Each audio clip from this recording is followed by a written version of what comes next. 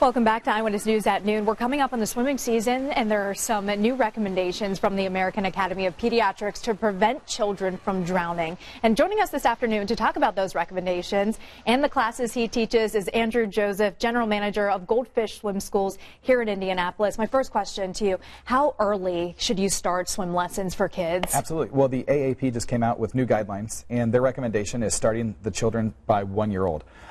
And a lot of parents come up to us and say, well, what can a child learn at 1 year old? And really, honestly, two of the most important things they can learn is back floats, where their head's out of the water and able to breathe, and then getting out of a pool. So, that's a big, important step. Any other recommendations from the Academy of Pediatrics? Absolutely. I think just general water safety kind of comes with a multi-pronged approach. In our family, what we always kind of took was a water safety triad. First thing was wear a life jacket. Second thing was increased vigilance around water. So we would designate like a water watcher to watch our children. And then the third was taking swim lessons, which is very, very important. It's very important. You brought a lot of stuff here. Yes. So explain to me, what the best things are out there. Yeah, absolutely.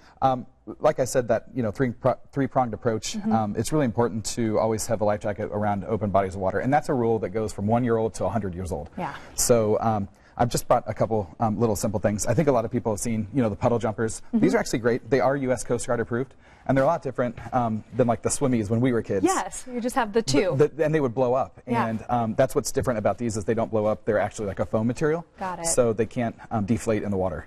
Yeah. Oh my gosh, that's so important. And then when would you have something like this? Life jackets, absolutely. And both of these are going to be by weight and age. So you want to make sure that the life jacket fits properly for that age of the child, and then an adult puts it on.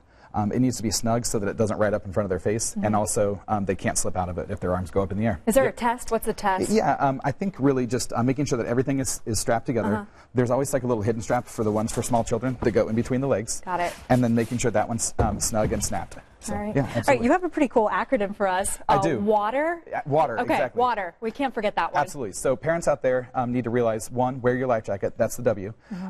A is act, throw, don't go. And what that basically means is if there's someone in trouble in the water, don't go in after them.